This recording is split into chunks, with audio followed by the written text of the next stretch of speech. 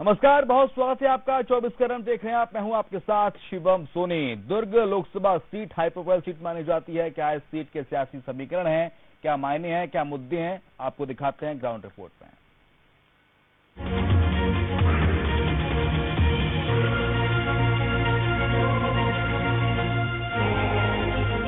छत्तीसगढ़ का एक ऐसा इलाका जहां बहती है शिव नदी, जहां है तीर्थ स्थलों का जमावड़ा, प्रकृति की गोद के बीच नवीन उद्योगों की स्थली,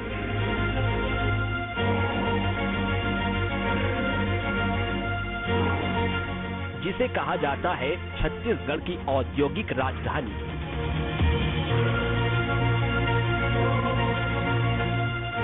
जहां है खदानों का जखीरा,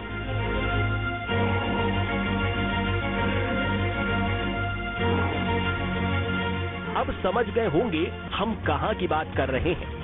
यहां बात हो रही है दुर्ग की।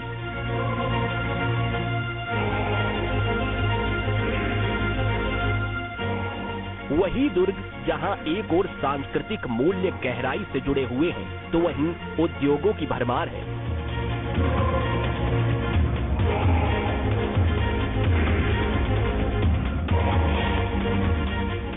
दुर्ग लोकसभा सीट छत्तीसगढ़ की 11 में से एक सीट है। यहां कांग्रेस नेता राजेंद्र साहू का मुकाबला विजय बघेल से होने वाला है। विजय बघेल छत्तीसगढ़ के पूर्व मुख्यमंत्री भूपेश बघेल के भतीजे हैं और वर्तमान में यहां से सांसद भी हैं। ऐसे में लड़ाई काफी रोचक होने जा रही है। दुर्ग लोकसभा की बात की जाए तो उसमें पहले बात कर लेते हैं दुर्ग जिले के बारे में। दुर्ग जिला 1906 में रायपुर से अलग होकर बना था। दुर्ग में steel authority of India limited की एक प्रमुख इकाई स्थापित हुई, जो कि आज एशिया का सबसे बड़ा कारखाना इस्पात संयंत्र है। इसके बाद ये इलाका आर्थिक गतिविधि का केंद्र बन गया। 2000 में छत्तीसगढ़ बनने के बाद भिलाई एक शैक्षणिक केंद्र के रूप में भी विकसित हुआ। हाल ही में भिलाई में प्रदेश के इकलौते IIT की स्थापना की गई। जैन समाज के 3 बड़े तीर्थ नगपुरा और कैवल्य धाम दुर्ग में है। दुर्ग में उच्च गुणवत्ता वाले चूना पत्थर का समृद्ध भंडार है।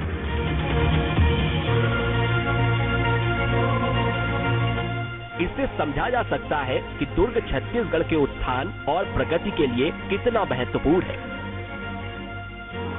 लेकिन राजनीतिक लिहाज से भी दुर्ग का छत्तीसगढ़ में अलग स्थान है, क्योंकि दुर्ग वो जिला है जिसने एक नहीं 2 नेताओं को मुख्यमंत्री बनाया।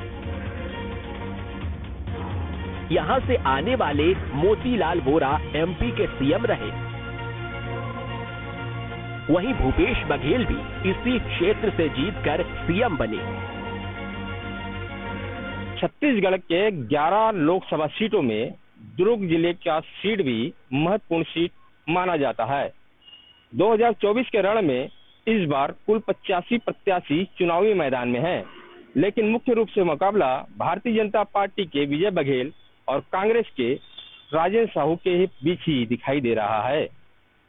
कहा जाता है कि दुर्ग लोकसभा से अगर किसी भी प्रत्याशी को साहू और कुर्मी समाज का आशीर्वाद मिल जाता है तो वह निश्चित रूप से सांसद चुन लिया जाता है।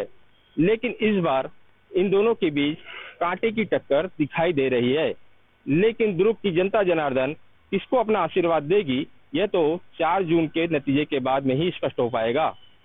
और इसी माहौल को जानने के लिए हम दुर्ग लोकसभा सीट से वहां के मतदाताओं से बात करने का प्रयास करेंगे और उनके विचारों को भी जानने का प्रयास करेंगे।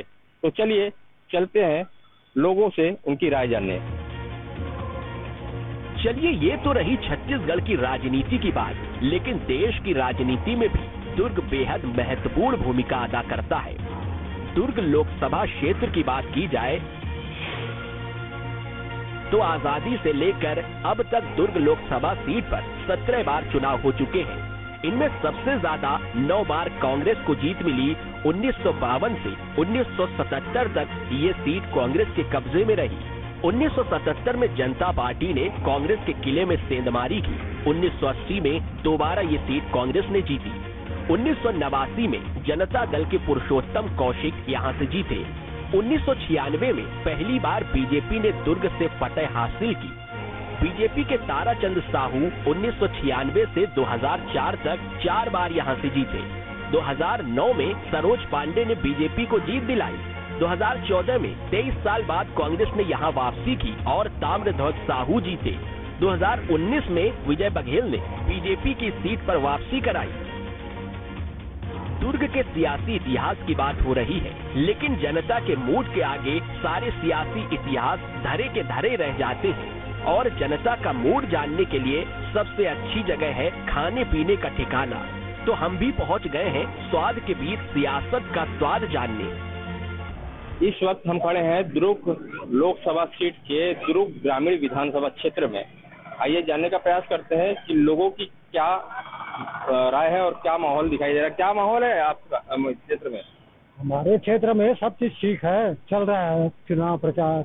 और भी लोग हैं, आइए हम दुकानदारों से बात करते हैं और बात करने का प्रयास करते हैं। भैया, क्या माहौल दिखाई दे रहा अब तक का? क्या आप बताएंगे क्या माहौल है? माहौल तो अभी बिल्कुल बहुत सही है, बढ़िया है, चल रहा है। दुर्ग ग्रामीण विधानसभा क्षेत्र में आता है ये लोकसभा सीट दुर्ग ग्रामीण का, तो क्या लगता है कि कुछ विकास हुआ है कि नहीं? विकास अब आगे देखते हैं, अभी तक तो कुछ हमको दिख नहीं रहा है विकास हो रहा है।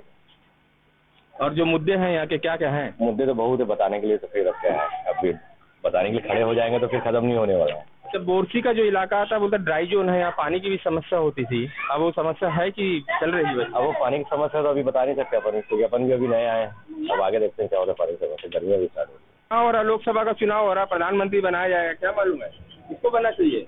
कोई भी अब जो बनेगा भैया बनेगा। किनको बनाएंगे, केजरीवाल को कि मोदी जी को? मेरे को नहीं पता। आप बताएंगे? मोदी जी को बनाएंगे। नरेंद्र मोदी जी को बनाएंगे। तो और मोदी जी का काम अच्छा लगता है? मोदी जी ही अच्छे हैं। कांग्रेस में वही बचा सकते हैं, कांग्रेस में कोई है ही नहीं। अच्छा, दुर्ग लोकसभा सीट की बात करें तो दुर्ग लोकसभा सीट में क्या माहौल दिखाई दे रहा है? बीजेपी। काम विकास की बात की जाए तो क्या विकास हुआ है शहर में? बीजेपी में बहुत विकास हुआ है, कांग्रेस में तो कुछ होता ही नहीं था। क्या क्या है विकास में? विकास में सड़कें हैं, कॉलेज हैं, स्कूल हैं, सब में विकास हुआ है। और अभी जो चुनाव चल रहा है उस चुनाव में और कोई आप लोगों के मुद्दे हैं क्या? क्या लगता है कि और काम? अब जो जितना काम कर रही सरकार उतना बहुत है, कांग्रेस के इससे तो अच्छा ही है। भैया, आप के पास में आलू गुंडा बना रहे, समोसा बना रहे, क्या माहौल दिखाई दे रहा है? मेरे पास तो चुनाव की अभी तक कोई बात ही नहीं हो पाई है। सब आते हैं ग्राहक, बस अपने व्यस्तता के कारण। तो लगता है कि दुर्ग शहर में और विकास होना चाहिए? दुर्ग शहर में विकास की बहुत जरूरत है। सड़कें छोटी छोटी है, यहाँ आए दिन एक्सीडेंट होते रहते हैं। चौक में पुलिस वाला नहीं है, कोई ट्रैफिक पुलिस वाला। इस सब चीज को ध्यान में रखते हुए यहाँ एक चौकी बनना चाहिए। यहाँ पहले सिग्नल हुआ करता था, अब उसको भी हटा दिया गया है और वो सिग्नल लगा हुआ है पर कभी चालू नहीं हुआ है। प्रत्याशी है जो भाजपा कांग्रेस, उनमें कौन लगता है कि किसको जिताना चाहिए? यहाँ माहौल तो वैसे भाजपा ही वालों का है। तो चलिए, भाजपा का माहौल है ऐसा बताया जा रहा है। और भी लोगों से चर्चा करते हैं। दुर्ग ग्रामीण के बाद दुर्ग शहर की जनता की भी राय जान लेते हैं। आखिर क्या कहता है शहर का वोटर? दुर्ग ग्रामीण विधानसभा क्षेत्र के बाद अब दुर्ग शहर हम आ चुके हैं और दुर्ग शहर की जनता से राय लेंगे कि वो लोकसभा चुनाव करके उनकी क्या राय है और उनके क्या विचार है। भैया, आपका नाम बताएंगे? बोलो। नीरज जैन। जैन साहब, क्या लगता है, क्या माहौल है? मोदी जी चल रहे हैं तो सब तरह। मोदी जी केंद्र में, दुर्ग लोकसभा में? लोकसभा में मोदी जी चलेंगे, मोदी को देख रहे हैं। और दुर्ग शहर के डेवलपमेंट की अगर बात की जाए तो क्या डेवलपमेंट हुआ है दुर्ग लोकसभा में, या आप लोगों की क्या अपेक्षाएं हैं? दुर्ग में बहुत सारी अभी चीज होना बाकी है, वो चीज हुआ भी है। अभी रोजगार बहुत बड़ा मुद्दा भी चल रहा है, लोगों को रोजगार भी चाहिए। प्लस शहर तो ऐसा है कि 60 वार्ड में सिमटा वजह उद्योग तो यहाँ लग नहीं सकते। और इसके अलावा पेयजल वगैरह की जो सामने सड़क भी पानी की समस्या भी है यहाँ पे। सड़क वड़क तो सब अभी बहुत बन गई है, आगे देखो गवर्नमेंट अभी नहीं बनी तो वापस बनना भी चाहिए। तो पानी की समस्या है, बेरोजगारी है। आप कुछ कहना चाहेंगे?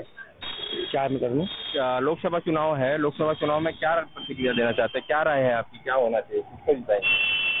जिताना तो हम तो मोदी को चाहते हैं, मोदी आना चाहिए। क्या जो मोदी आना चाहिए, लेकिन कांग्रेस के पार्टी की से भी प्रत्याशी है। हाँ, लेकिन अब हम तो मोदी को प्रधानमंत्री बनाना चाहते हैं, क्योंकि उनके विपक्ष के पास ऐसा कोई चेहरा ही नहीं है प्रधानमंत्री के लायक। मोदी जी के अलावा और कोई चेहरा नहीं है, लेकिन क्या दुर्ग लोकसभा सीट में जो विकास है उस पर क्या आप लोग नहीं ध्यान रखेंगे? विकास देखो, विकास तो अभी भी हो रहा है, पहले भी है, लेकिन अब जैसे पिछले कांग्रेस गवर्नमेंट में मुख्य मार्गों पर विकास हुआ, लेकिन शहर के अंदर का विकास कहीं नहीं हुआ। जैसे अधोसरंचना मद में जो आते हैं पैसा जो गवर्नमेंट देती थी वो इस बार बहुत कम आया दुर्ग में, तो शहर के अंदर का विकास नहीं हो पाया। और भी लोग हैं, जानने का प्रयास करते हैं कि भैया क्या माहौल दिखाई दे रहा है लोकसभा चुनाव को लेकर के? बीजेपी का भी है, बीजेपी का माहौल है पूरा। कांग्रेस का नहीं है? कांग्रेस का नहीं, मोदी जी आएंगे। कारण जो काम अच्छा कर रहे हैं मोदी जी पूरा, तो आएंगे ही मोदी जी।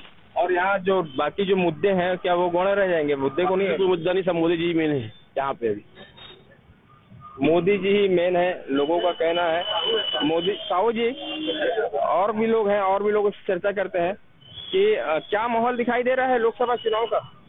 अच्छा लग रहा है, बढ़िया दिखाई दे रहा है। चुनाव माहौल तैयार हो गया है। हाँ बढ़िया है, फर्स्ट क्लास दिख रहा है। किसको जिता रहे हैं? अब ये तो ऊपर वाला जानेगा भैया। आप लोग तो वोट देंगे ना? हाँ वोट तो देंगे। तो जो मुद्दे हैं यहाँ के दुर्ग शहर के वो क्या है? अब वो तो भैया चाहे जो कोई जीतता है वही अपने देखता है, दूसरे का थोड़ा देखते हैं। हम तो कमाएंगे तो खाएंगे भाई, काम करेंगे तो है कि नहीं, चाहे जो कोई जीते हमसे मतलब है नहीं रहता। जनता का मूड जान लिया, सियासी इतिहास को खंगाल लिया। अब बात उस फैक्टर की जो दुर्ग की सियासत की सारी तस्वीर साफ साफ बयां करती है, यानी जातिगत समीकरणों की। दुर्ग लोकसभा में कुर्मी, यादव और साहू समाज की बहुलता है। साहू 30 से 35% है, कुर्मी समाज 17% है, यादव और सतनामी समाज 12% है। ऐसे में इन्हीं फैक्टर्स को ध्यान में रखते हुए राजनीतिक दल फूंक फूंक कर कदम रख रहे हैं और इन फैक्टर्स के आगे लोगों के मुद्दे जस के तस खड़े नजर आते हैं। ये तो विचार था उन आम मतदाताओं का, लेकिन अब आपको हम सुनाने जा रहे हैं कुछ अधिवक्ताओं से उनकी राय के बारे में। कुछ अधिवक्ता भी हमारे साथ में है। आपका नाम बताएंगे? मैं ओम प्रकाश जोशी, अधिवक्ता। ओम प्रकाश जी, आज आप लोग लोकसभा चुनाव है, क्या लगता है क्या मुद्दे हैं इस चुनाव में? देखिए, पहला बात तो ये है कि नवंबर 2000 से आज 24 साल हो गए हैं। लोकतंत्र का महापर्व है, लेकिन जिस हिसाब से छत्तीसगढ़ का विकास होना चाहिए, बड़ी शर्म आती है नेताओं के ऊपर में कि कहीं कोई विकास की बात नहीं है। आज भी सड़कों का वही हाल है। आज भी आप न्यायालयों की स्थिति देख लो। हम जिस कार्यस्थल पर काम करते हैं, यहाँ पर बार की व्यवस्था ही नहीं है, अधिवक्ताओं को बैठने के लिए समुचित स्थान नहीं है। अगर न्यायपालिका ही संतुष्ट नहीं है तो मैं बाकी बातों में तो मैं समझता हूँ कि कोई तुक नहीं है विकास की गंगा बताने का। आप अपना नाम बताएंगे और ये बताएंगे क्या इस चुनाव में क्या क्या मुद्दे हैं आप लोगों के? देखो, मेरा नाम रज्जी अहमद एडवोकेट है, अधिवक्ता है। मैं भिलाई में रहता हूँ। देखो, अभी 24 साल हो गया है छत्तीसगढ़ को बने, लेकिन यहाँ पानी की समस्या, बेरोजगारी की समस्या बहुत कुछ। हम वकील भाइयों को यहाँ बैठने के लिए ढंग का व्यवस्था नहीं है। तो मैं कहता हूँ कि अभी तो कुछ भी व्यवस्था हुई नहीं है। नेता लोग खाली बस चुनाव के समय दिखते हैं और फिर उसके बाद गायब हो जाते हैं, फिर 5 साल के बाद आते हैं। यानी देखा जाए तो कोई ढंग की व्यवस्था नहीं हुई हमारे छत्तीसगढ़ में। निश्चित रूप से दुर्ग लोकसभा सीट से जो यहाँ की जनता है उन्होंने अपनी बात रखा है, अपनी पक्ष रखा है बेबाकी के साथ में, और अपने विचारों को भी बताया है कि इस बार क्या मुद्दे हैं उनके सामने में। सियासी तासीर के बाद बात करते हैं दुर्ग फतेह करने वाले